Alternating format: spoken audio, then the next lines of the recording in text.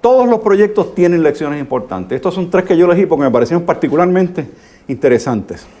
Uno en la provincia de Chimborazo, en Ecuador, un pueblo, Guamote, vocación esencialmente agrícola, depredación ambiental, pero esencialmente indígena, y una pobreza aplastante en Guamote. En los Andes peruanos es un pueblito simpaticísimo, Chuquibamba, un pueblo en un lugar paradisiaco en la sierra sur de Perú, un pueblito como de 2.000 habitantes, 2.500 habitantes.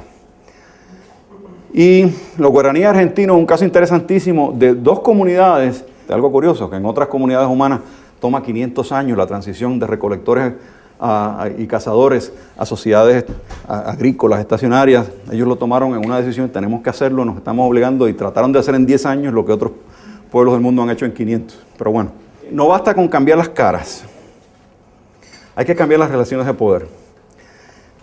Segundo, que no siempre las estructuras tradicionales son democráticas. O sea, no nos son útiles al cambio social que hablábamos hace un rato, al cambio de relacionamientos. ¿Cómo trabajar con las instancias tradicionales sin quitarles la legitimidad que sigue siendo útil, pero instarlas a que vayan abriéndose a formas distintas de pensar? No que nos toque a nosotros criticarlos, pero sí preguntarles a ellos, ¿ustedes consideran por qué no hay mujeres en esta reunión? Una cosa tan sencilla como esa. ¿Quién decidió que las truchas eran lo importante? ¿Y por qué? Obligar entonces a pensar, y que no aparezca el donante entonces que viene todo abrillantado, sus ojos brillando, ilusionado con los vestidos y los bailes y los tejidos, y que sabe que es fácilmente tomado por la organización indígena que le organiza sus bailes y demás y le presenta el proyecto. Tercero, que los fondos y los plazos de la cooperación priorizan resultados tangibles. Esa es la maldición más grande de todo esto. Los proyectos de patatas deben producir patatas, los proyectos de pollos deben producir pollos. ¿Dónde están los pollos? Muéstrame los pollos, cuente los pollos. Los resultados inmediatos, que con frecuencia los resultados inmediatos gravitan en contra de los resultados a largo plazo, porque instan a los beneficiarios a concentrarse en lo que produzca los pollos más rápido, más efectivamente. El éxito a corto plazo puede dificultar el logro a largo plazo. Eso es algo que nos enseñan en la universidad, los cursos de planificación, que el largo plazo no es la sumatoria de los cortos plazos. Chuquibamba, un pueblito bellísimo, no sé si el clima o el suelo, producía un forraje muy bueno para la producción de leche, y las vacas producían una leche riquísima en crema, que era particularmente buena para la producción de un queso criollo que se da en esa parte del Perú. Engendró una serie de empresitas productoras de queso, empresitas familiares, en forma muy artesanal y muy tradicional. El bus semanal que venía de la ciudad de Arequipa, y doña fulana que tenía su productora de queso, tenía varias cajas de queso, las ponía en el bus y un pariente las recibía en Arequipa y las vendía en el mercado. Fue ganando fama el queso de Chuquibamba al punto que empezaron a hablar de registrar con el Ministerio de Justicia la denominación de origen queso de Chuquibamba. Piensen en lo que está pasando aquí en términos de capital social de acceso. Un grupo de campesinos casi analfabetas hablando del Ministerio de Justicia, de registro de una denominación de origen. Habían pensado que si el éxito que tenían vendiendo queso era tal que si debían comercializarlo bajo una misma marca. Decidieron que no, porque cada uno pensaba que tenía su nicho de mercado, que era muy especial. Se había hecho tan popular el queso en la ciudad que había empezado a hacer un festival del queso. Vamos a iniciar conversaciones con el Ministerio de Obras Públicas, que no pensaba pavimentar este camino, pero si nosotros aportamos la mano de obra, ellos nos traen la maquinaria y los ingenieros, podemos adelantar eso. Ya ellos están haciendo capital social, comunicación con un Ministerio de Obras Públicas para construir un camino, además organizándose ellos como mano de obra. En el pueblo había un puñado de comedores que no merecían el nombre restaurante, el comedorcito de pueblito. Bueno, pero si le damos a los turistas una selección mejor gastronómica, ¿qué necesitamos?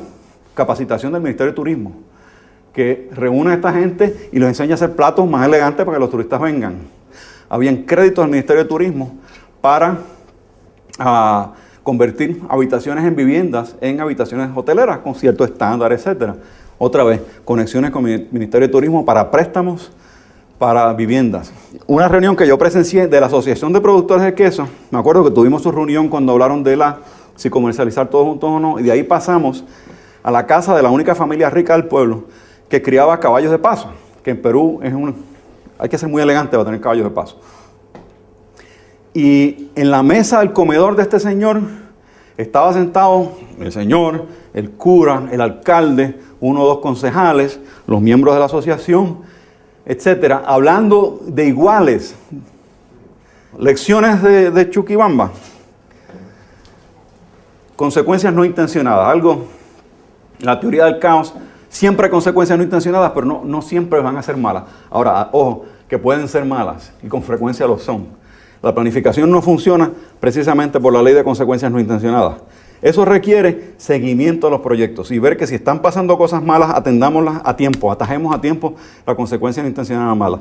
Si están ocurriendo cosas buenas no intencionadas, alentémoslas. Nos obliga a dar seguimiento a los proyectos. Acompañar a los procesos, sin dirigirlos. La maldición más grande que podemos hacer es tratar de dirigirlos. ¿Cómo acompañarlos sin dirigirlos? Porque no sabemos.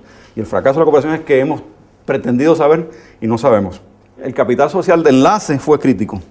O sea, la construcción de la cooperativa, la asociación de productores, fue la base de capital social donde ellos empezaron entonces a relacionarse con los dueños de restaurantes, con los dueños de casa que eran capaces de alquilar habitaciones a turistas, con el cura, con el alcalde.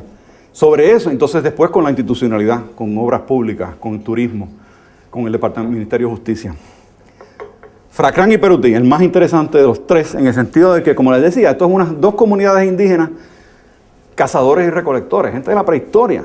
Se dio un proyecto muchísimo más grande de lo que ellos habían pedido, donde no solo se les enseñó a sembrar patatas y a sembrar maíz, sino a comercializar maíz, a vender pollos a supermercados.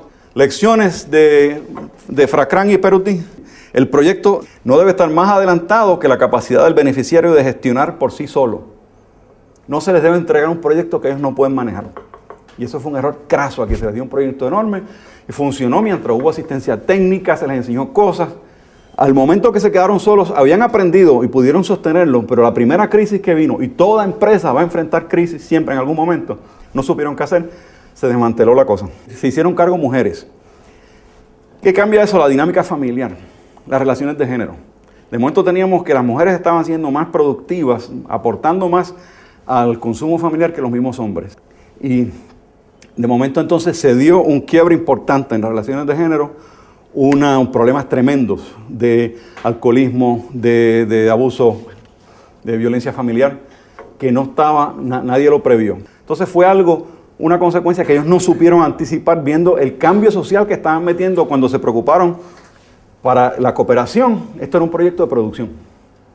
Cuando no era un proyecto de producción, era un proyecto de civilización de un proceso que toma 500 años en cualquier comunidad humana y que lo estaban haciendo en 10, aquí, como telescopio. No tenían ellos además la capacidad de afrontar las crisis. Y última lección, que el éxito reside en la sostenibilidad y no en los resultados inmediatos. ¿Cómo convencemos a quienes nos dan como donantes, a quienes nos financian nuestro presupuesto, que son los parlamentos, son las empresas que dan la plata, de que no insistan en resultados inmediatos?